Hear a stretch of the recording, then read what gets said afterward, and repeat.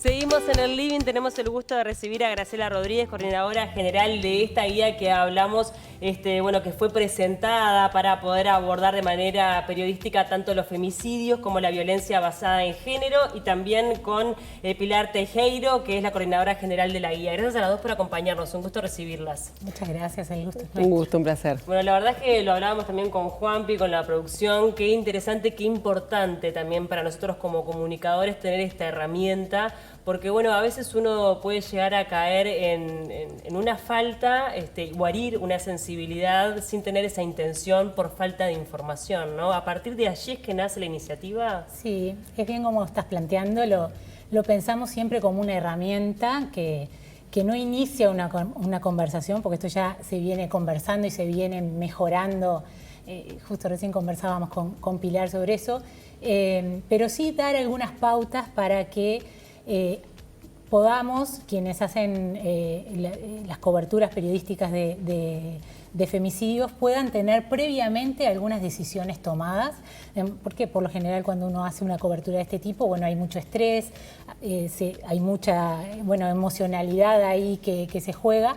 Entonces, bueno, estructuramos esta guía, que es como pautas generales, como en 3 grandes capítulos. Un capítulo de qué hacer, un capítulo de qué evitar y un capítulo de zonas grises que muchas veces no tenemos claridad y que depende de cada caso. Exactamente. Pero lo importante es que las redacciones, los equipos periodísticos puedan tener previamente estudiados, revisados, conversados estos asuntos para llegar al momento con muchos más elementos.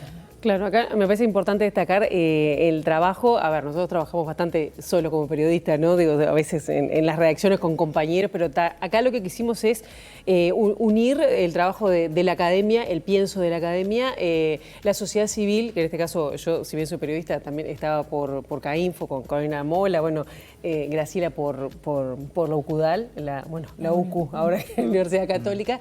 Y se tomó ONU Mujeres, ni que hablar, y la Embajada Suiza que hizo posible esto.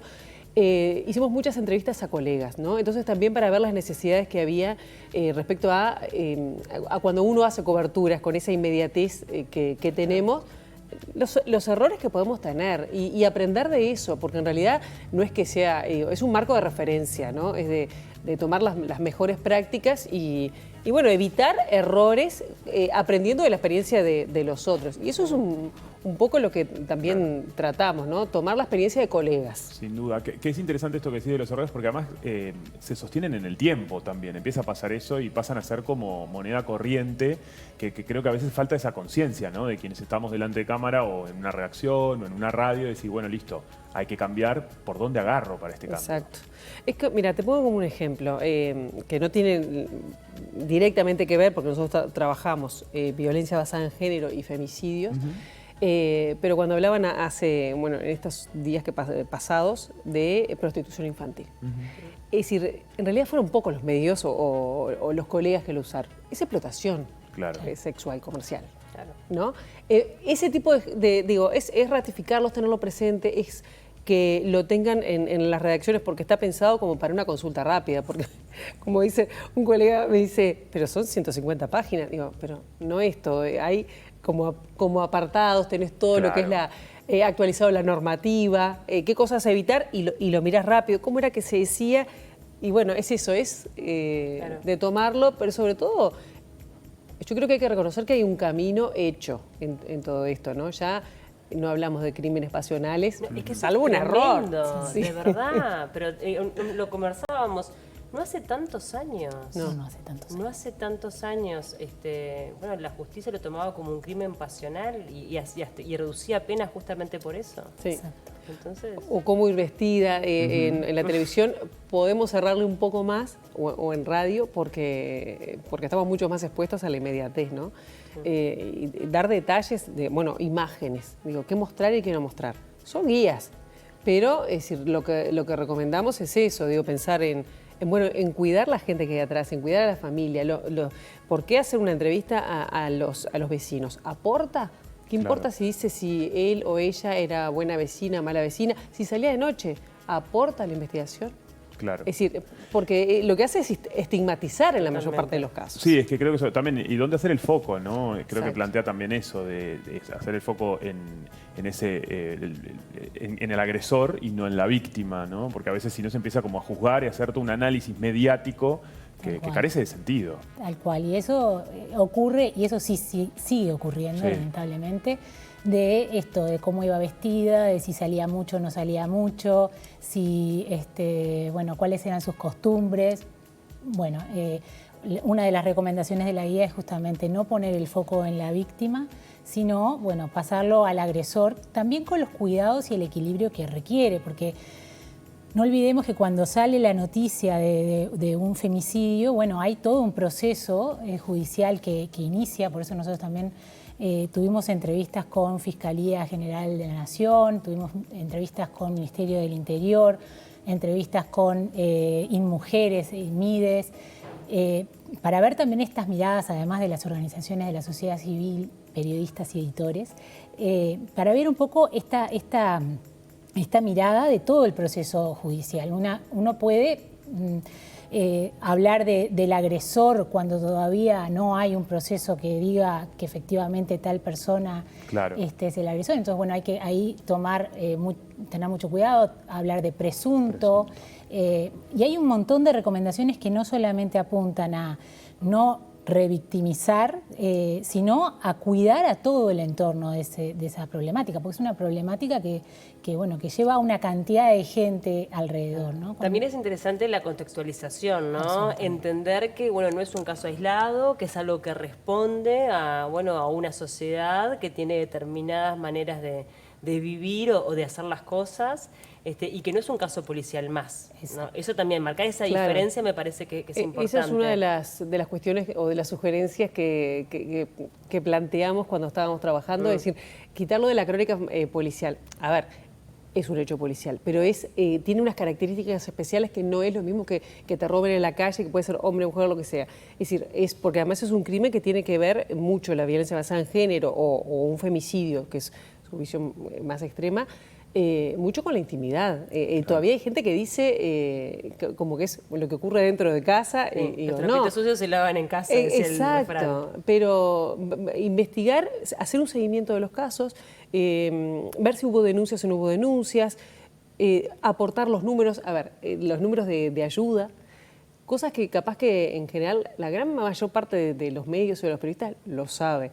Pero es un recordatorio. Y lo interesante, que era lo que mencionaba Graciela, lo de las zonas grises, que además pensamos en el título porque decíamos qué no se recomienda, qué no ponerlo en no. Zonas grises es porque cada caso es único. Claro. Y así hay que mirarlo y tratarlo, ¿no? Y hay que tratar de no hacerlo que sean todos iguales.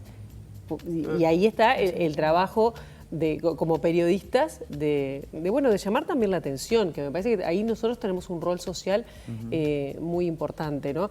Sin censura, y acá me pongo como sociedad civil también, ¿no? Es decir, acá la idea no es no dar información, es darla de la mejor manera, claro, ¿no?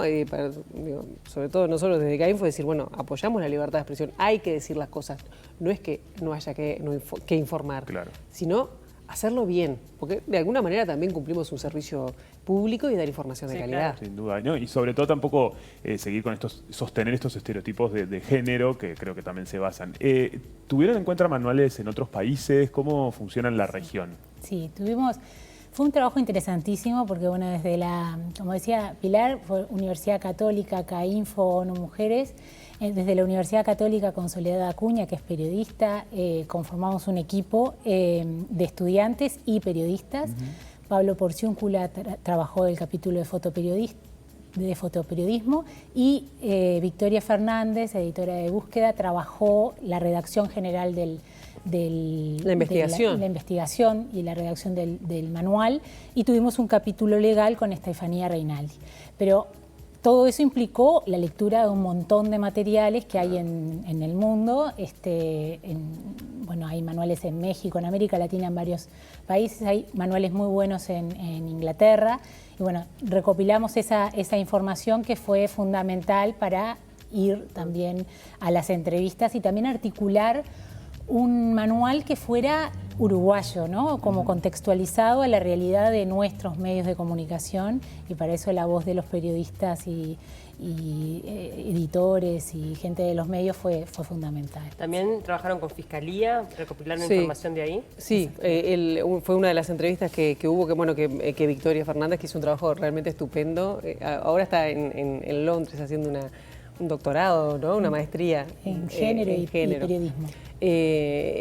Fue, directamente con la unidad de víctimas de Fiscalía para saber también de qué manera abordar o nosotros poder tomar en cuenta eso, ¿no? Fue muy rico. Con el Ministerio del Interior también, por eso digo, tratamos de ampliar todas las organizaciones para que esto, no sea... Es un trabajo bastante colaborativo, ¿no? Que eso es como muy relevante. Ojalá que pueda servir, que lo puedan hojear, que pueda estar en las redacciones arrugado. Bien, claro. Hay un enlace que además es también sencillo, desde la Universidad Católica, también está en CAINFO. Es eso. Hay que destrozarlo y ojalá que en 2 años podamos hacer otro más, porque ya hay temas que quedaron viejos. Claro, ¿no? se va actualizando. También llegar a los estudiantes, ¿no? Sí. A quienes están informándose, que está buenísimo. Ahí hay todo un plan que tenemos previsto para este año, que estamos muy entusiasmados. Vamos a hacer algunos talleres con estudiantes de todas las universidades, ya hemos conversado esto, y además vamos a hacer también conversaciones en las redacciones, Bien. en medios de Montevideo y también en medios del interior. Vamos a hacer algunas convocatorias para eso, porque creemos que es conversar sobre estos temas, conversar sobre los desafíos que se dan a la hora o las preguntas, las inquietudes, las necesidades que se dan a la hora de cubrir un femicidio, y tener por lo menos más estructuradas algunas vías de acción y no cometer errores que podemos... ¿Y cuáles son los errores más frecuentes que hoy aparecen en los medios, vinculados con la violencia basada en género, con los femicidios? Bueno, hay mucho, ¿no? Yo puedo hablar por una de las partes que veo, Caro Mola, que ella trabaja más trabaja en radio, pero es como personal lo que voy a decir, pero hay una quizás falta de profundización en lo que es el concepto de violencia basada en género. De que género es, o la desigualdad de género, porque eso es como la base de esta violencia, se genera por una desigualdad de poder. Entonces, tener como claro eso me parece que es importante. No es que no lo sepan, no lo sepamos, a veces lo tenemos que como recordar, ¿no? Pero son conceptos básicos que me parece que hay que tener en cuenta, que por qué este crimen es distinto a otros crímenes, ¿no? No sé, eso es una de las cuestiones, ¿no? Y a veces que también ahí, yo digo, tirón de orejas para las organizaciones de la sociedad civil y de las autoridades. No es tan sencillo acceder a algunas personas que tengan la experiencia en esto para poder hablar. Porque me parece que es un tema importante. A veces está bueno que puedan hablar los testigos, pero llegar a personas que puedan dar una opinión fundada y que me puedan iluminar. Exacto, porque uno no sabe. Yo digo, como periodistas, somos grandes ignorantes y es parte de nuestro trabajo averiguar. Nuestro trabajo también es preguntar a la persona indicada. Sí, ¿no? Totalmente. A ese vocero, Exacto, habilitado. preguntar a los que saben. Digo, Exacto. uno se puede informar y la responsabilidad nuestra está en informarse. Claro. Pero sobre todo ir a buscar a la gente que sabe, y a veces falta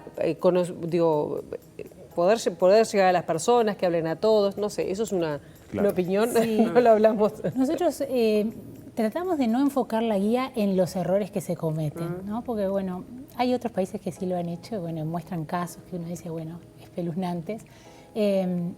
Más bien tratamos de enfocar la guía en qué cosas sí hacer, ¿no? Y qué cosas no hacer. Por ejemplo, qué cosas no hacer. Por ejemplo, nombrar a la víctima, ¿no? Nombrar a la víctima, o nombrar al victimario. También hay que tener, al presunto victimario, hay que tener cuidado cómo se hace eso. La fotografía, ¿se muestra fotografía o no se muestra fotografía? ¿Se muestra dónde ocurrió el hecho? Recomendamos que no lo muestren, pero la puerta, el barrio, etcétera. Eso a veces afecta hasta la propia investigación que toma Fiscalía y los organismos que se encargan de esto. Por otro lado, a veces estos que no hacer se transforman en zonas grises, porque, por ejemplo, en el caso de que haya una desaparición de una mujer, por ejemplo, bueno, ahí sí hay que mostrar una foto, y discutíamos bastante con Pablo Porciúncula, bueno, ¿qué tipo de fotografía mostrar? Pablo, que tiene una sensibilidad impresionante para estos temas, decía, bueno, la fotografía tiene que ser tipo carnet, bueno, sí, es cierto, pero también es cierto que hay que priorizar la fotografía que la familia empieza a mostrar. Sí, o lo más actual, en la más definitiva. actual, la que va a ayudar porque es la que va a búsqueda. ayudar, ¿no? Entonces, bueno, muchas veces podemos, desde los medios de comunicación, orientar también a las familias en qué tipo de fotografía poner, Claro. porque no necesariamente saben que de repente, por ejemplo, una fotografía que está, yo qué sé, por decir algo, bailando, capaz que no es la más conveniente y puede ser una fotografía más cercana que muestre su cara o cómo iba vestida.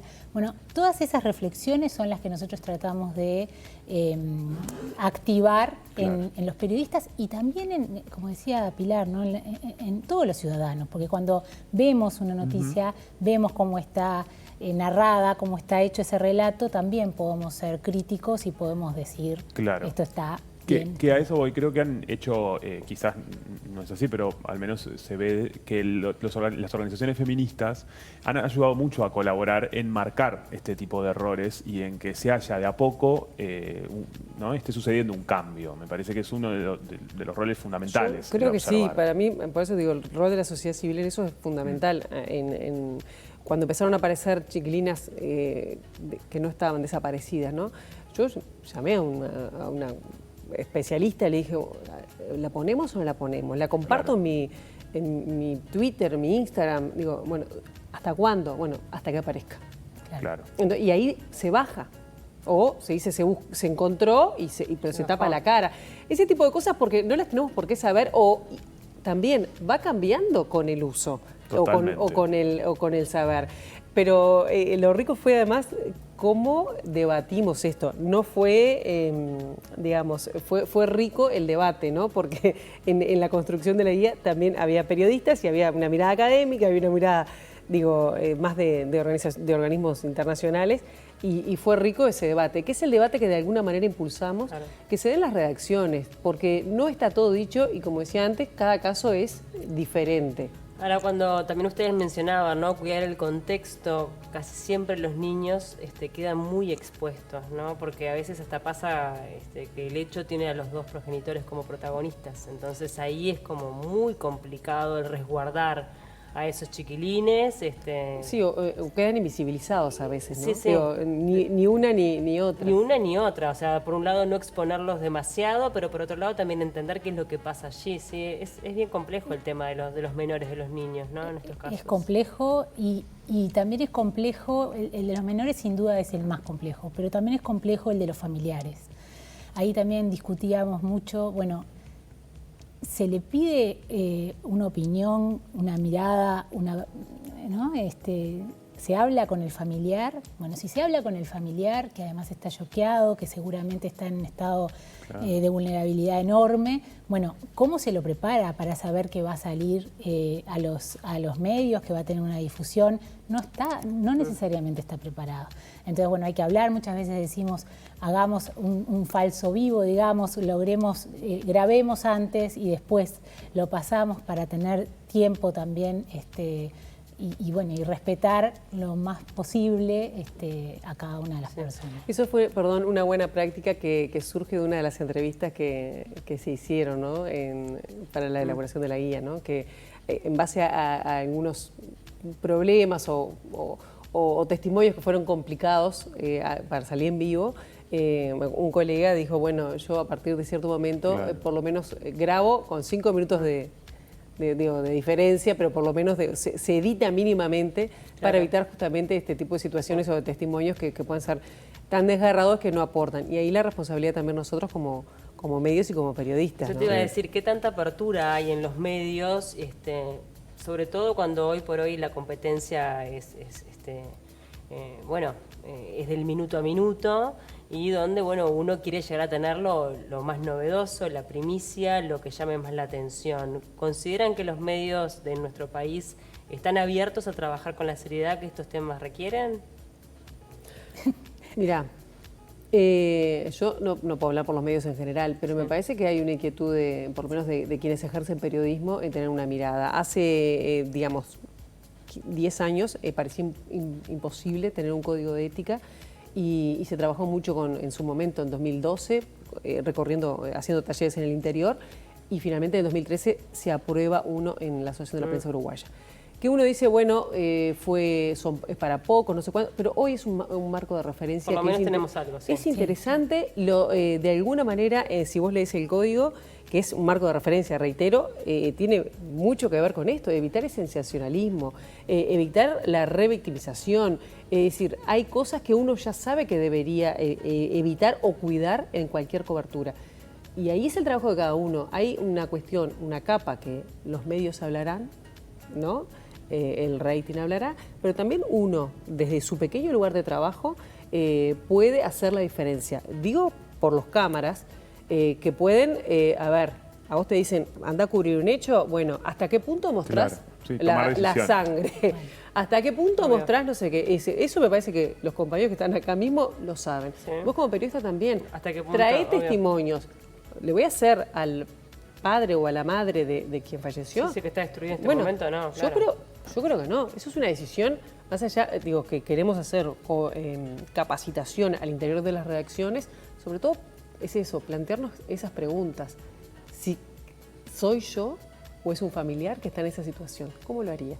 Me parece que se ha avanzado mucho y en eso, yo qué sé, yo tengo esperanzas que sigamos creciendo en ese sentido. Y ahí el rating también lo mide la gente, y porque te podrá mirar hoy un poco más, ¿no? Pero a la larga uno tiene esa responsabilidad que es social, y por eso esta guía no es solo para periodistas, es para que la sociedad sepa o pueda, el que esté interesado, saber con qué marcos de referencia uno se maneja en los medios. Y puede exigir eso también del medio que mira, que lee o que escucha. Entonces me parece que es una pata importante. Pero en general se nota un cambio de cada vez más sensibilidad sobre este tema. O de apertura a por lo menos a entender, a aprender, porque bueno, como dijimos, nos vamos también formando a medida que vamos ejerciendo también nuestro trabajo, porque todo se va modificando, ¿no? Es verdad. Sí. Bueno, ¿cómo se hace para acceder a la guía? Nosotros ya la tenemos por suerte, pero para la gente que quiera acceder, ¿es de libre acceso? Es de libre acceso, pueden entrar a la página de la Universidad Católica, www.ucu.edu.uy, ahí está en la primera página, también en la web de CAINFO. www.cainfo lo siguen. Ahí está. ONU Mujeres también. También. Ponen guía para la cobertura de violencia basada en género y femicidio. Sí, iba a aparecer. Y aparece. Si no, nos llaman. Buenísimo. Muchísimas gracias a las dos. Un gusto recibirlas acá y la verdad, felicitaciones por el trabajo. Bueno, muchas gracias.